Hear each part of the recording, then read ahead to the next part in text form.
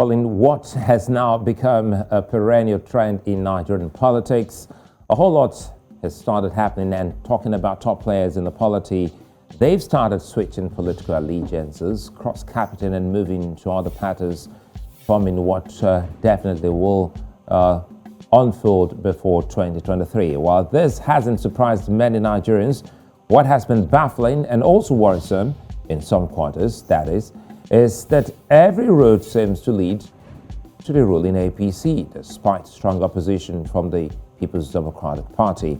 Now, new entrants have come in, old loyalists have stayed put, and the politicking has begun in full swing. It's been a gale of defections, as we've always seen, leading up to any general election in Nigeria, and a tale of new political affection in the country.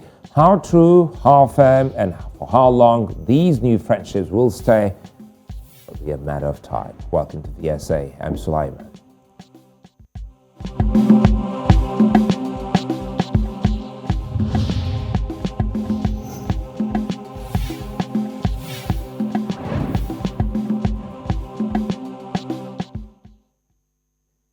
Since Nigeria returned to democracy in 1999, there's been the advent of many political parties, from the Alliance of Democracy to the PDP, the All Nigeria People's Party, to the CPC, and many others. The only constant name across 22 years of Nigeria's new democracy is today's opposition party, the PDP. Nigerians, despite having many political parties to choose from, have been more directed and inspired to choose between the PDP and the ruling APC.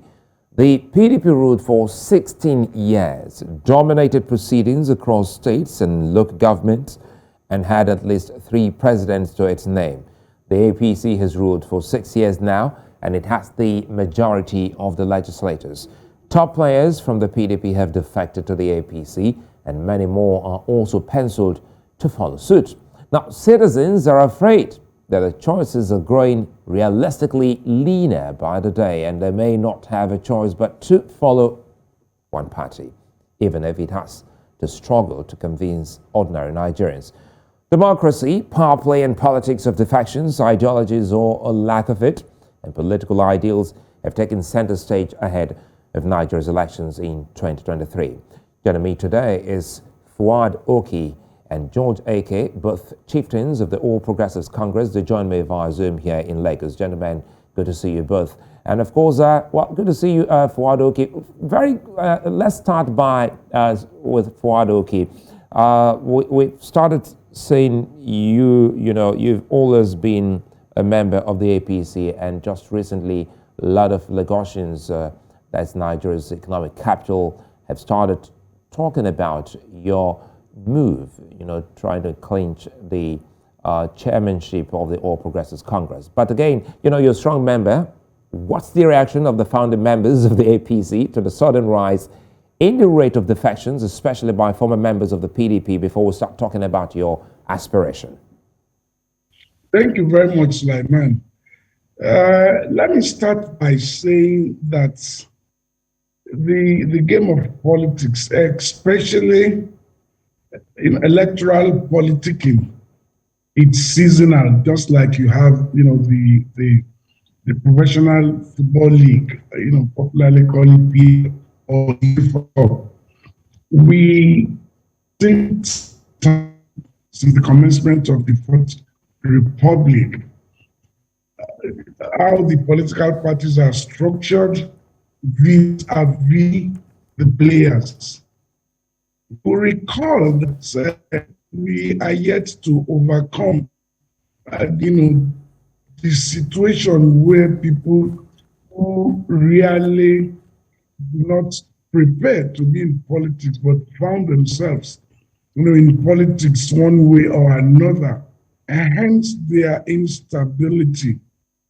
You will recall that between 1998 and 2001, we have this gale of defections here and there. And ditto 2002, 2003. And the biggest trophy in political transfer season was the 2013-2014 trade-off, where you have what you now call the legacy parties, ACN, CPC, ANPP, and a fall-off section of the PDP. So for me, when I see these things during off-season, I am not too bothered. So what we are going through now, it's another round of, markets where people will move from, A to B, from D to E. It's just the beginning of the trade-off, the beginning of the transfer season, and we are yet to see its end. So I'm not too particular, about people moving from here or there. It is just because our political parties are not, ideologically based.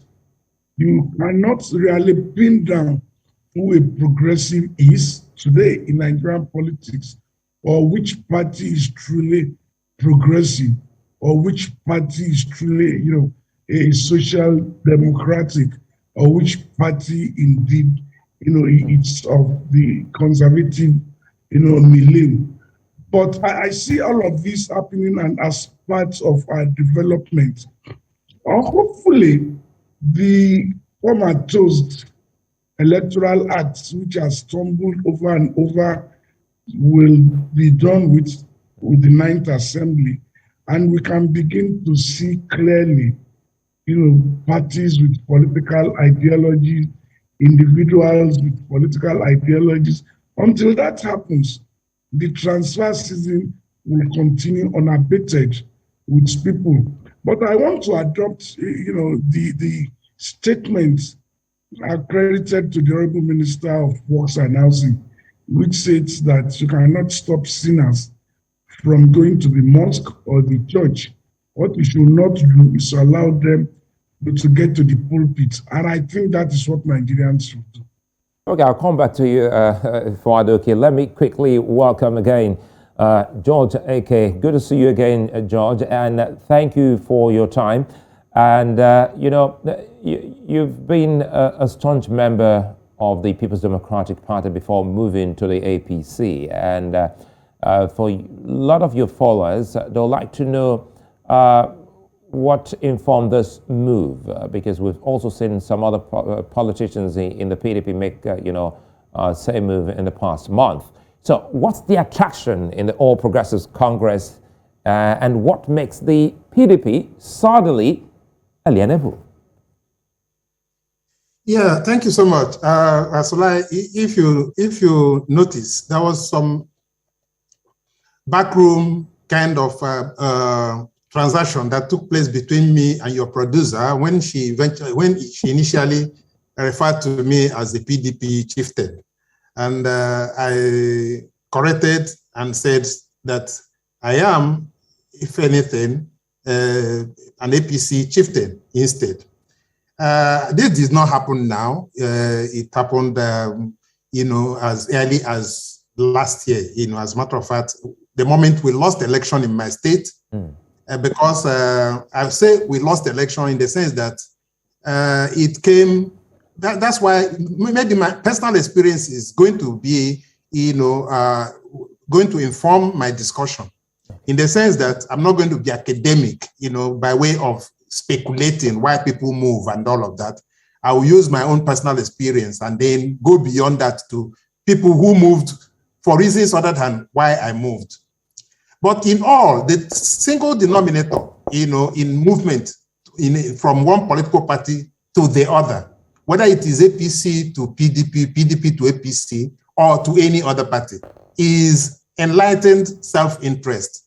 In politics, your interest is very, very key. Don't bother about how we now dress it up, maybe on television when we say, I moved according to what my people asked me to do, or that I wanted to join the Progressive Party, just like Mr. Oke said, nobody is talking about any progressive party now, because the two parties that are prominent are all the same. From the way they are populated, the character of their membership, their operation, their modus operandi, the way, even, forgive me if I say, the way they rig their elections, both internal elections by way of, whether it is Congress or the general election, it is the same in PDP as you find in APC. But for me personally, what happened was that I was in the sheriff camp of PDP at a point in time, and we were costing quite well, believing that we had the structure. And may I tell you this, that what is most important to any politician is the structure. That is why people win elections. That is why also people lose elections. You would have found out that I keep telling some of my friends who come on television, they want to contest for either governorship or presidency, and they speak good English. They are aware of the problems of Nigeria and all of that. I listen to them. I feel so good that they are good materials, but I know they will not be voted in. Why? Because they do not have a structure. So in other words, the point I'm making now is that a structure is most important to a politician. So at that point in time, my structure was intact. But you see, at a point in time, we now lost at the Supreme Court. And the Supreme Court now said Sheriff was no longer the authentic or the authentic chairman of PDP. And the effect of it was that McAfee now became the chairman. And at that point in time, PDP was divided into two distinct categories. The group that were for McAfee and the other one for Sheriff. I happened to be in Sheriff's camp. So when the McAfee people won at the Supreme Court, we became what I might call IDPs, internally displaced politicians, in the sense that the other group of PDP people were not even inviting us to their meetings. We became, a pariah group. And we didn't have a choice. And we didn't want to be irrelevant. No politician wants to be irrelevant. The best thing that could happen to us then was to seek another platform. And of course, like I told you, you don't move to a political party, any political party for that matter. Maybe Accord Party or whatever, some of these little parties and all of that, because they never win election because they don't have the structure. I didn't have a choice. Because the operative word there that you have used countless times is structure. And this is where I want to bring Fouad Oki, because I've heard him also talk about structures in previous interviews where Mr. Oki has also said something about politics being local, that if you don't have your grassroots base, you become irrelevant. So Fouad Oki, help us here, because listening to George Eke, he's told us how he was trying so hard not to lose his structure. So he has to move his base to your own party. How important is it for anyone getting into politics, especially as we move towards 2023? Because he said some people with their flowery language can't actually win election in their booth, let alone, the major election. How does it work for politicians in Africa, more so in Nigeria? Well, I would not say in Africa or in Nigeria. It's a global thing. You must understand very clearly that politics or political party, it's just like any other, voluntary or social organization or association, where it thrives on the number of individuals or like-minded persons who have agreed to come together with some common objective or to seek common cause. In the case of politicking, it's all about power, to seek power, either for the good of self or for the good of all. So therefore, for you to get that, you need numbers. The numbers in this case is the people. Now, when you have the number, you also want to put the number appropriately into an organization with different departments, sections, units. You have what I call the mobilization. department, you have strategic planning department, you have all of this. And it's not something you put together in a day. It's something that you plant like a seed and you water over a period of time, allow it to germinate, then you begin to see clearly what you are doing. So any politician, like, my brother there said rightly, you must have people. The people must be the structure. It is only then, and only then, you can begin to say, I represent this number of people, this number of individuals. We have enough strength to seek for power. And I'll now come back to Lagos State, where the minorities, but because over time, we were all together, we've worked together to seek power. And along the line, we realized that the way power is used, it's not what we have all agreed or seek to do. But because power is involved, you have a situation where the minorities are foisting on the majority their will. But then they are so scared because they don't have the structure. So in politics, structure is key. Again, like I said, we are in transfer season, and you can see people who do not have any value, any political value. Let me butt in there quickly, Mr. Oki, before I come to George Eke, because I want to get clarity on that word. When you say minority foisting their will on the people or on the majority, is it another word for saying godfathers or very influential individuals hijacking? Sulaiman, call it. You see, it's like you branding something. Call it godfatherism. Someone has come out to say it is mentorship. Give it any coloration. The fact is, there is a smart Alec who has been smart enough to either borrow, to either lease, to either cajole others to submit their structure for a supposed common good.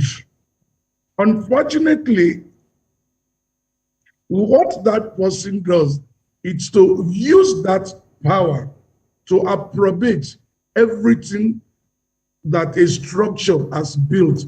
So whether call it godfather, give it whatever coloration or name. The fact is, when power is sought, you need a structure in politics. Once that is done, once you get that, you begin to, find what exactly my brother is talking about when they were in PDP. Between the minorities and the majorities, the godfather, it's a relationship which takes us back to what democracy itself is about. They have and they have nots. We'll come back. Again, I'll come to you so that we'll talk more about the have and the have not, because one of the interesting things you also said there is, people seeking power for the good of self or for the good of the people. Because ultimately, I'd like you also to let the people know how they can recognize these people who are seeking power for the good of self as against the good of the people. Let me go to George quickly here, because now the exciting thing here, George, is that now we're talking to two key, politicians now, yourself and Fouad, but you represent two different regional bloc in Nigeria. And I'm bringing this to the Southeast.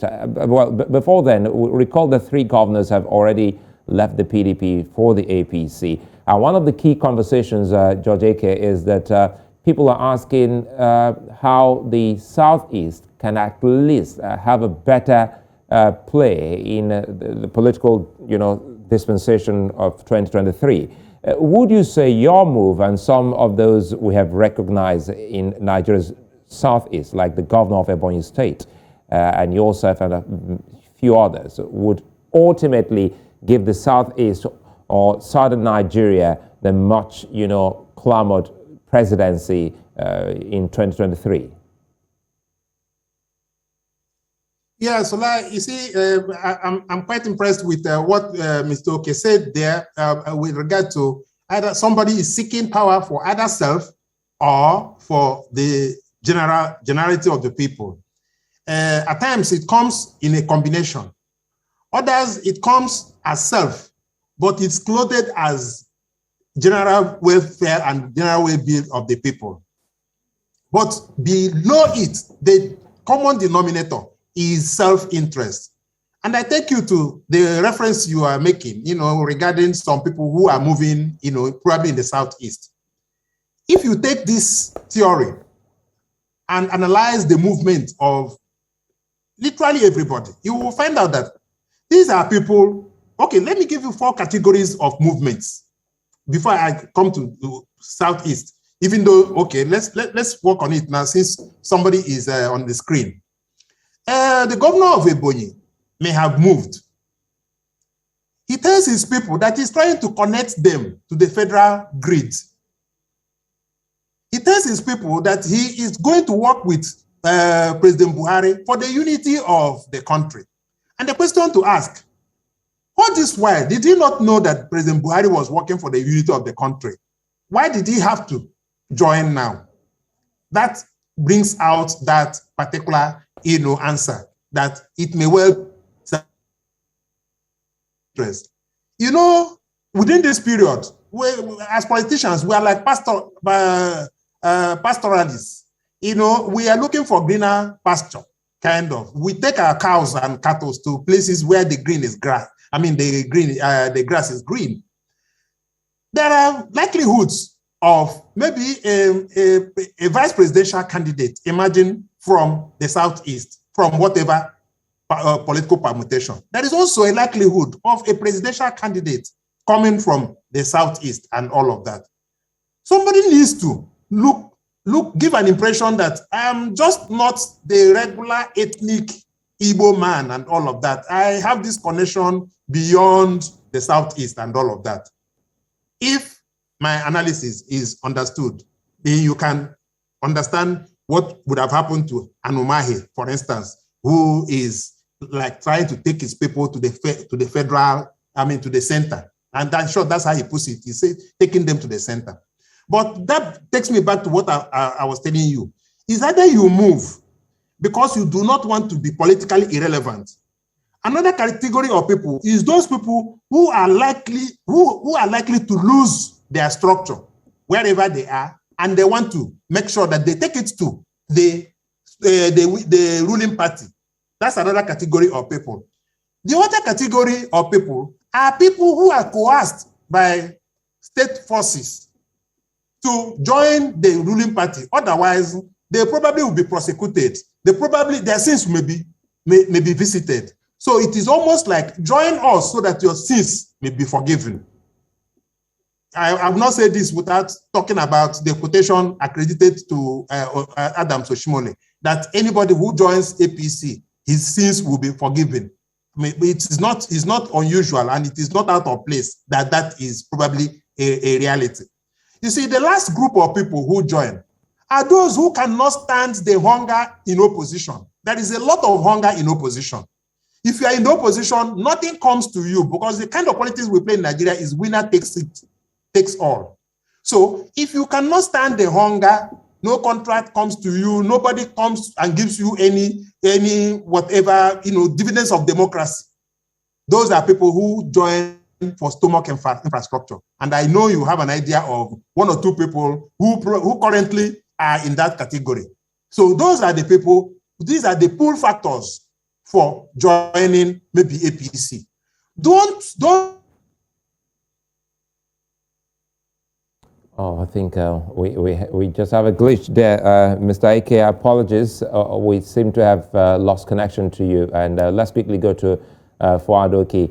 Mr. Oki, as we await George to come back, he's been able to categorize them into 4, looking at those who are afraid of becoming irrelevant, those who are afraid of losing their structure, and of course those that have been coerced to join the party, and those who can't stand the cold. And that's talking about those who go hungry because they are in the opposition. But again, you know, you are also, you know, apart from your national figure, you're also a grassroots person, especially in southwest of Nigeria, specifically Lagos State. And I want us to talk more about how people can recognize those who seek power for the good of self over those who seek power for the good of the people. Because now, as elections are coming, a lot of Nigerians would want to know how they can easily recognize these people who parade the, you know, communities and tell people that, look, I'm doing this because of your good.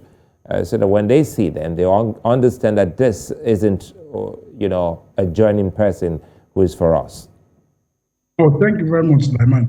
I think we need to interrogate those that have been trusted with powers before now. We need to look at where they were coming from before, you know, getting elected into power. We need to look at what their antecedents are, possibly their pedigree, and it will help us to understand. For instance, in Lagos, there is hardly a way that I can absolve myself of not being an accomplice. But then I also come out to say, I am sorry if you ever find me to be an accomplice, because again, they did not write it on their forehead that they were seeking power for self, that we thought with what they were selling when they joined us, that they were genuine. But someone like you was foolish as far back as 2001, 2002, not to have recognized that those that were then for us together to create a new political trajectory after the demise of the MKO Abiola, particularly in the Southwest, were so much in a hurry that we because we wanted power, we allowed ourselves to go the way of what is called Jankara, where, you know, it's an all-comer. So we just wanted people that would feel, okay, this person is coming from a middle class, or as you call it then, young, upward, mobile, you know, a sector of our social economic system. So, okay, let us give this a chance. Let us believe this. Let us believe that. We did not realize, which is still happening now, that these are people I may call low-lifers. These are people I can say have no, you know, pedigree. These are people that we cannot clearly point out to what they have done hitherto. Because politics, first and foremost, it's a social service. It should not be, I keep saying this, we don't give power to someone who is seeking employment. And that is part of what I talk about, that what we have in the land today, like it was alluded to by George Eke, it's a situation where we have people who are not principled, who lack integrity, but who are bent on taking advantage of the system, you know, coming around to beg us to allow them use structures which we've assiduously put together for the common good of all, but which stupidly on our part allowed to be lured into believing that their objective, again, it's for the common good of all. In the case of Lagos, unfortunately, There's not so much to write home about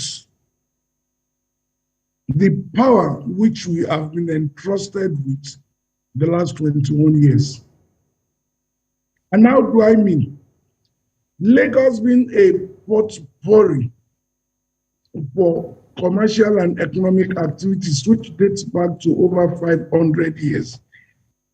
Wherein when I talk to people, I say, Lagos, not just bearing its name twice, Lagos, Lagos, like New York, New York, but Lagos is also a land that creates opportunities for people to come. It prepares opportunity for you to latch on. Hence, in Lagos, you don't have welcome. Rather, you have, this is Lagos. Because you are looking for greener pasture all over the place and find yourself in Lagos. Lagos will not welcome you. Lagos will give to you opportunities for you to latch on to. Unfortunately, the last 21 years, that has dwindled so much so that the COVID-19 pandemic exposed us after 2019. Today, you cannot move freely in Lagos. We'll take a moment. Apologies. I'm happy that Eke is here. We'll just go on a short break. We'll come back. We'll allow you to talk more about Lagos because one would, Lagosians watching will be amazed. First, you've been a player since the coming of this last democracy in Lagos. And if you say in the last 21 years, Lagos State, that even non-Lagosians and foreigners always talk about in, beautiful language, isn't doing well. You let us in on what exactly is wrong with Lagos. And George Eke, good thing that you were able to give us those 4 categories of people who moved before we lost that connection. Again, welcome back. We'll take a moment. When we come back, we'll talk more about these regional blocks or regional developments before we call it a day. Gentlemen, we'll be back.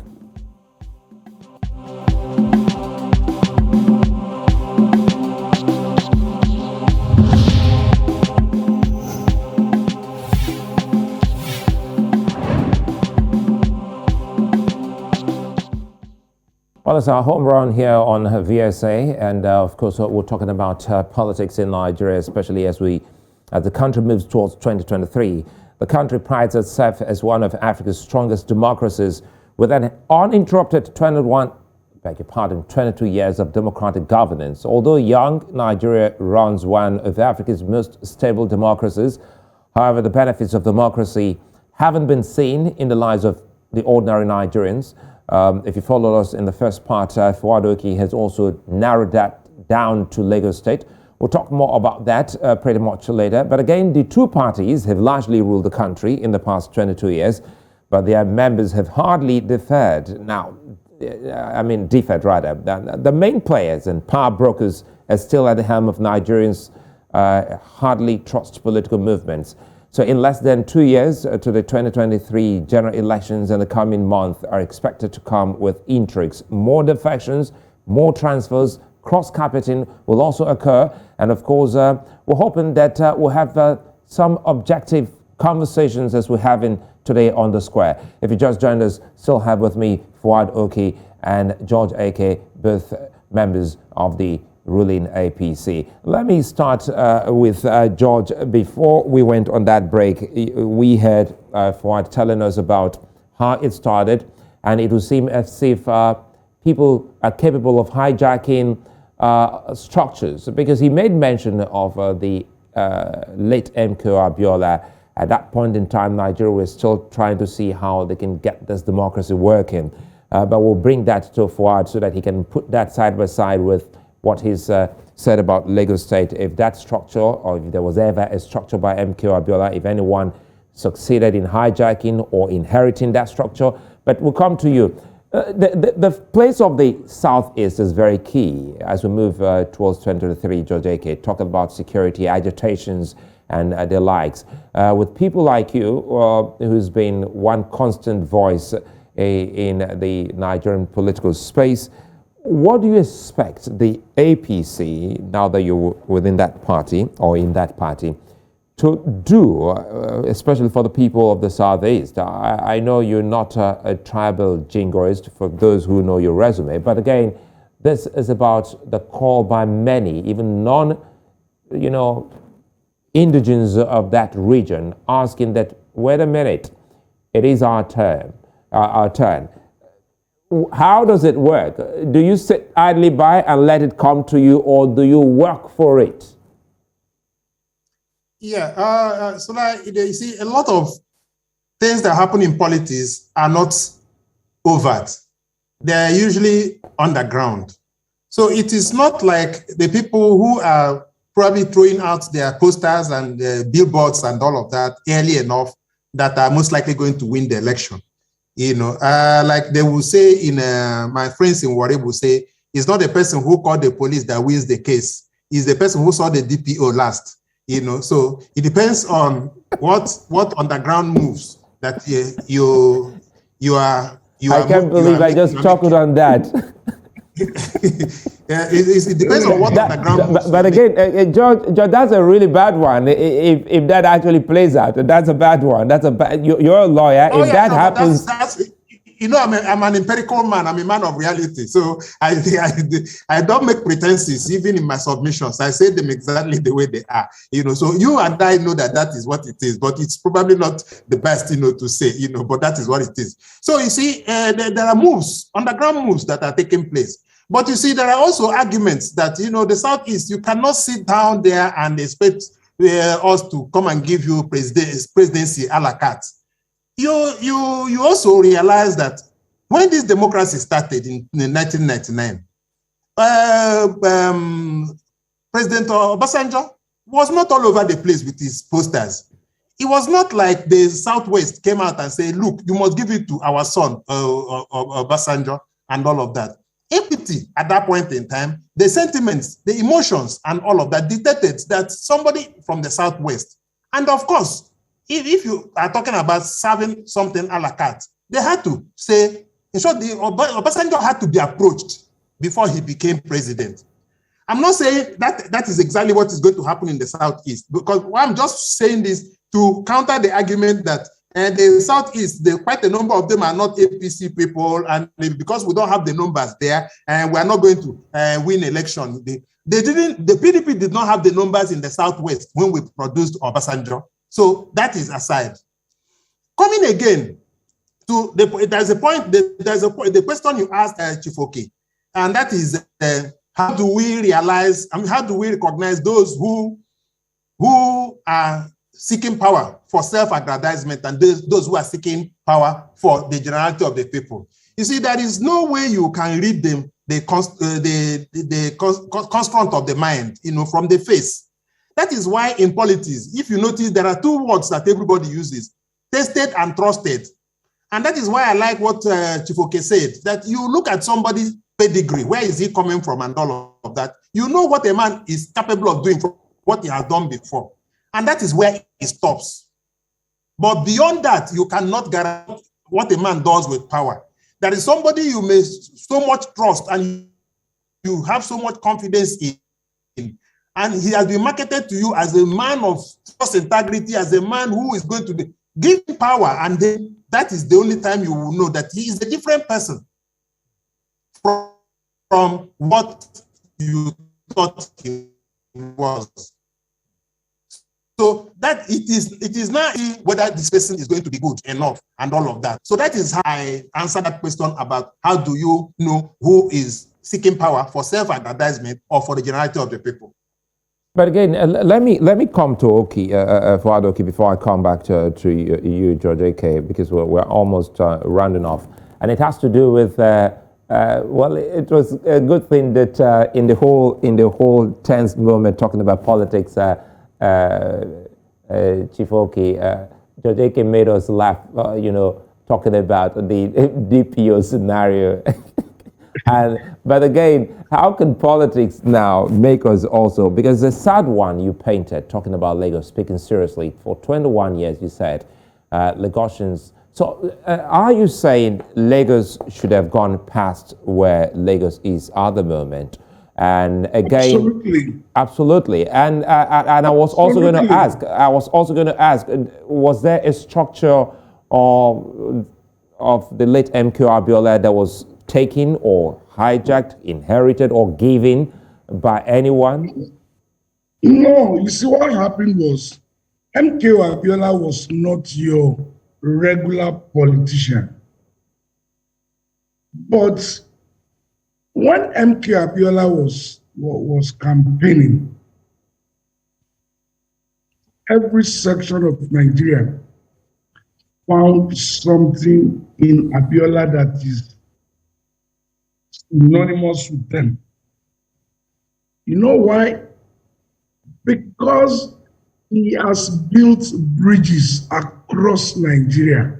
So wherever you turn to, whichever hamlet, village, town, or state, MKO Abiola has been there when he was not seeking power. At least, Therefore, you have someone who naturally was building structures without realizing what he was building.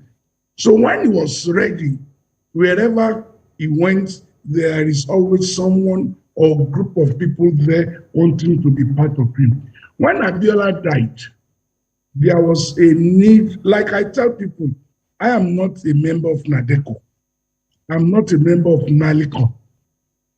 Those who call themselves NADECO today, I challenge them, were those who ran away when the kitchen was so hot, who ran away to seek asylum.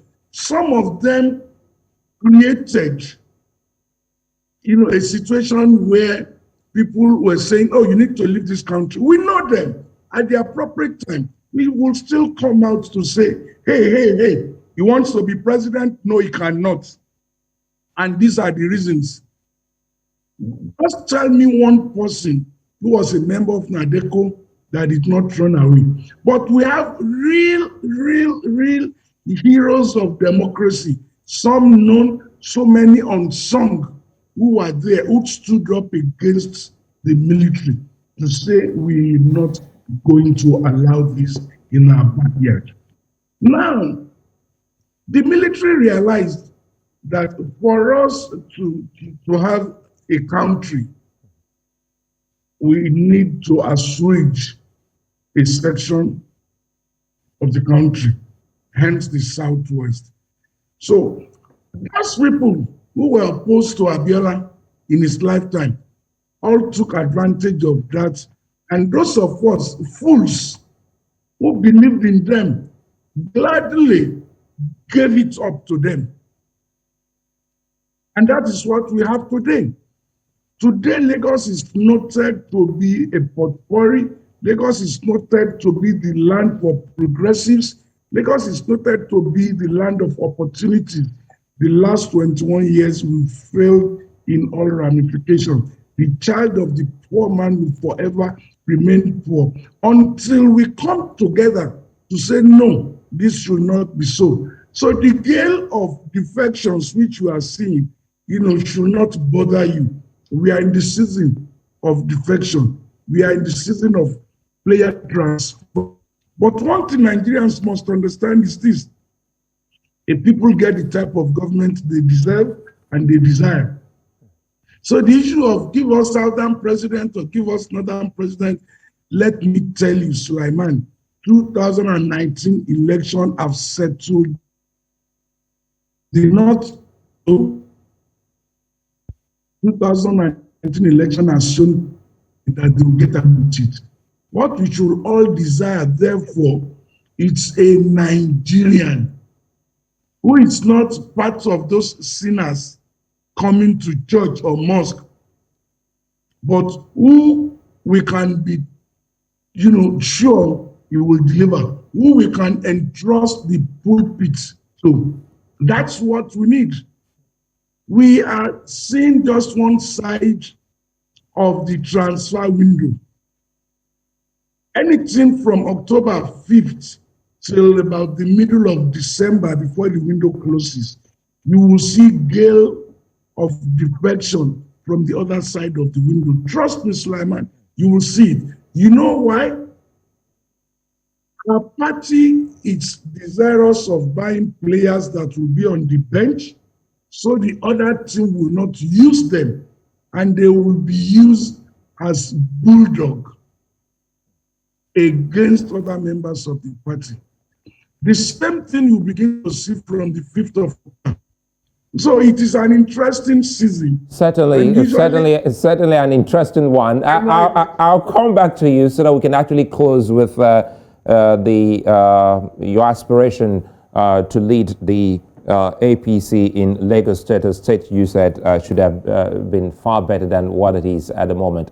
Let me come to George Eke and take his closing moments in the next 3 minutes or so. Mr. Eke, listening to both of you, one of the key things that comes to mind, I've also taken Fouad Oki on this time and again, and that's the call for many to get into politics. And now, for the very first time, some of the agitations by politicians like yourselves has seen that the Independent National Electoral Commission has opened its online registration for young Nigerians. And some are saying that, look, the first birthday gift you should give yourself as you turn 18 should be a voter card. What are those conversations you're having with, young people and, professionals like yourself and, Chief Oki to get into the political fray, especially as we move towards 2023? Yeah, you see, my attitude to politics, being a professional and seeing politics as a vocation, unlike some people who see politics as their profession, is that you should have a second address. I'm talking about the young people. They should be encouraged to take positions of responsibility. No longer a situation where they are campaign poster boys. Please help me post my campaign pictures from here till maybe the next 12 kilometers and all of that. And he comes back and tells you, honorable, it is done and all of that. Why is it not that it is their own poster that are being pasted all over the place? Let them begin to take responsibilities. And one of the things that they said scares them from politics is because it is a capital-intensive endeavor. But you see, you can reduce the capital demand of politics with numbers. Once you are agreed among yourselves, like the young people and all of that, they want to be able to vote for themselves and all of that, you will find out that they will get the votes, which we even buy. For us, at our level, we probably will send them to go and help us buy the votes. I'm saying this because it's not like you don't know that some votes are bought. Votes are bought. So, but for them, they are not in a position to buy these votes. They will just simply get the votes free of charge by aligning with their colleagues so that they can remove some 70-year-old people who are still youth leaders in certain parties and all of that, so that they can take responsibility. A situation where people are in their 40s and in their 30s are becoming presidents around the world. Meanwhile, some of us that are already analog, we cannot, except somebody teaches us how to, operate certain parts of the computer. We may not be in a position to do that. Meanwhile, the world is going digital. So I call on them, it behoves on them to now join. Unlike before, when the whistle for political participation was blown, it was a lot of charlatans, forgive my words, that got in then. All manners of 419 people, we found, since they didn't find any other thing to do, they got into politics and they have dominated the space up till now, such that when the professionals come, you now have to be loyal to them for them to be able to give you this same structure I told you about, without which you cannot make any headway in politics. So I urge them to come into the kitchen, as hot as it is. That is only the only time the food will cook. I think we've seen, this program today for me has shown one thing clearly, and it's having, time was when people thought politicians are not objective in their conversations. For the first time, I heard George Eke say the way it is, and also Fouad Oki again. He also used one, adjective by saying, well, in times when we thought we were also accomplices, we were part of this system, we had also come up to say to the people, sorry, apologize, and we will not be a part of it. So I just wish that every politician in Nigeria can speak honestly about things, Mr. Oki. Now, what do you hope to bring to the table in politics, as you seek to run for the chairmanship of the All Progressives Congress in Lagos State? Very strong leadership, because leadership is key. Integrity that I've earned over the years and established. Equity, fairness. That's all. Let me tell you something. We have a problem. Our traditional supporters are not keen in giving us their mandate any longer in Lagos. And that's the truth. Rather, what we do in the last two elections was to coerce them. You recall in 2015 when the Oba of Lagos said to my brothers from the East, Southeast, that if they don't vote a particular party, our party, that they will all go into the lagoon and perish. That's what we've been doing. We continue to lose it. So our party today is in a quagmire. Our party needs a fresh beginning. It needs a very strong leadership. It needs someone who has integrity, time-tested, proven, and that's all I offer. Sulaiman, today, I'm not bothered about what INEC is doing in terms of registering those that are just coming of, age of poverty. No. Lagos has 6.5 million voters registered. Go and look at this, interrogate it very well. Between 2003 to date, except 2011, the total number of votes recorded, and I'm choosing my words, recorded,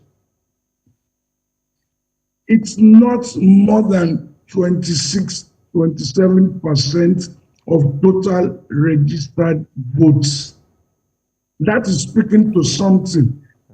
So I want to lead our party on a renaissance with very strong leadership, with integrity, promising to be fair to all, promising to be just to all, so that we can go back there and do what we are noted for. I promise you, 2023 election, we will deliver nothing less than 50% of that vote, because the people will come out. Today, the people don't trust us. We have a government that is not bothered about the average Lagosian. That's why you have criminality all over the place, stalking, mocking, petty robbery, all sorts. It's because it's not giving them opportunities again. Yet they continue to come to Lagos looking for opportunity, but the window of the opportunity has been closed. Closed by who? Those that have taken power for self and not for all. So what I'm bringing is strong leadership. Well, it's a fine place for us to leave it. I must thank both of you for being such nice company, Fouad Oki and George Eke. And of course, one key thing here is democracy, as I say, is the government of the people. Nigerians are afraid this may not be the case again, as their displeasure leaves them with little or no choice, but to stick with what they no longer want, accept something out of the ordinary happens, as highlighted by Fouad Oki and George Eke. It's asking the people to go out there and make the difference. Many thanks again for viewing us. We'll be back again tomorrow. Bye-bye.